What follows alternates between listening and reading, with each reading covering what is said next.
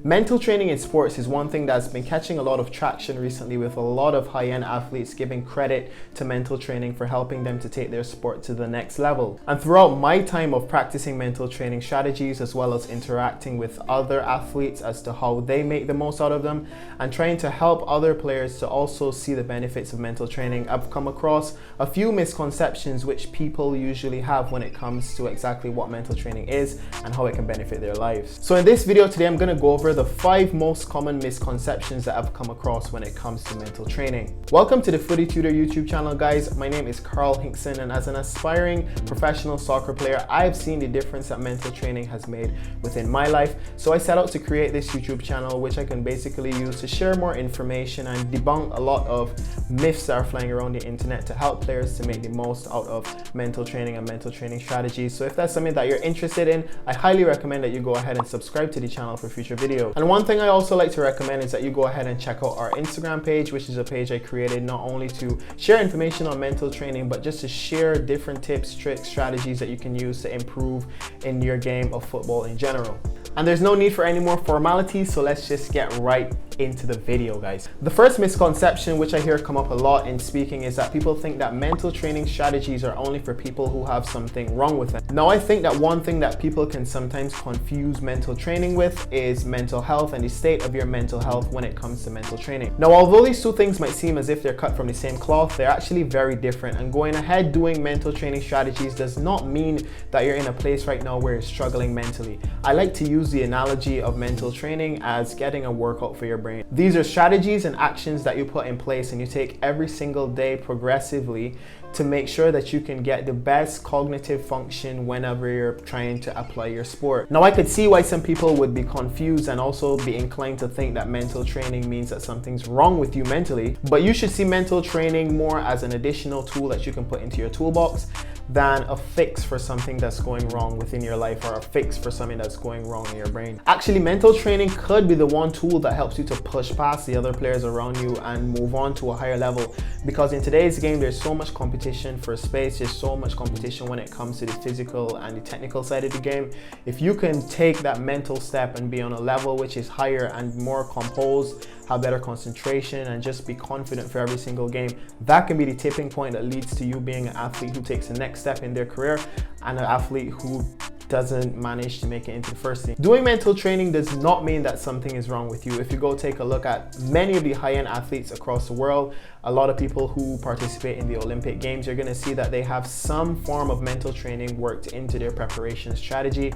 And it's just the future of football. It's, are you there with the future of football? Are you on board with the developments that are helping players to excel or not? The second myth which I hear come up a lot is that working on my mindset takes too much time. Now, whenever I hear an excuse like this, the first thing that comes to my mind is that this person is lazy, this person doesn't actually want to take action, and this person doesn't want to find a way. The truth is that, and me and you both know, that humans can find time for whatever it is that they really want to do. Mental training and the application of mental training strategies is something which you can start with just 10 minutes per day. I previously mentioned that it can be likened to a workout, and obviously once you work out, the first time that you hit the gym, the first time that you ever worked out, you didn't just go in and blast a 1-hour workout session, and if you did, you were probably pretty sore the next day. The beauty of mental training is that you can start with 10 minutes and incrementally work up. You can start with 10 minutes of one strategy, work your way up, work towards mastery. As soon as you get to a point where you're comfortable doing one strategy, you can add another one. And depending on the reason why you're using mental training strategies, just 1 to 2 strategies for 15 to 20 minutes per day can be the difference between you absolutely transforming your life and just staying the same, to be honest. As humans, we always feel like if we have the most busy schedules in the world, like if we're always occupied, it's something that everyone feels. If you feel this way too, I'm sorry to report you're not special.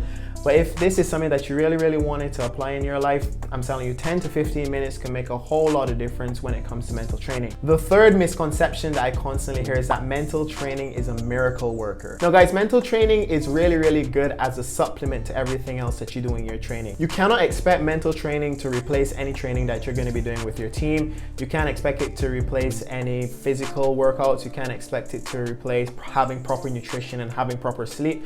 On top of doing everything that you do do as an athlete to already be your best, mental training is something that you can add on top of that to just help you get to another level. If you think that because you start doing mental training, you can take your foot off the gas when it comes to other elements of your sport and putting in extra work, that's not exactly how it works. Mental training can be used to reinforce a lot of the work that you do on the field, but it can never be used as a substitute. The fourth misconception that I hear a lot is that mental training is a last-minute training aid. Now guys, mental training, just like any other form of training, is something that takes time.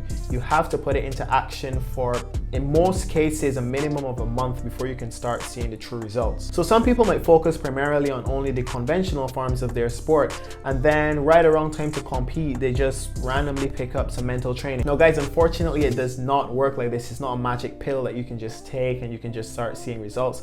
Mental training is something which has to be implemented over time. If you think that you're gonna pick it up just before your meet and it's gonna help you in any way, form, or fashion, I'm gonna tell you it's probably still worth doing it, but the effects aren't gonna be what you want unless you have implemented it for a long period of time. And the last myth that I hear floating around is that mental training is only for elite players. Now guys, why I don't like this myth at all is because mental training doesn't only help you improve in your sport, it actually helps you to improve different cognitive functions in your life as well. So a strategy that you've been using to help you to concentrate more on the field is probably going to help you to concentrate more in the classroom. It's going to help you to be more present and to concentrate more when you're with your family or when you're just doing small tasks around your house. By saying that these strategies are only important for elite players, it's kind of like saying that only elite players can benefit from improved cognitive function. And guys, elite players are elite for the main reason that they've committed to excellence for such a long period of their life that they've now been able to separate themselves from the masses. This in turn might help elite players to see bigger results from mental training,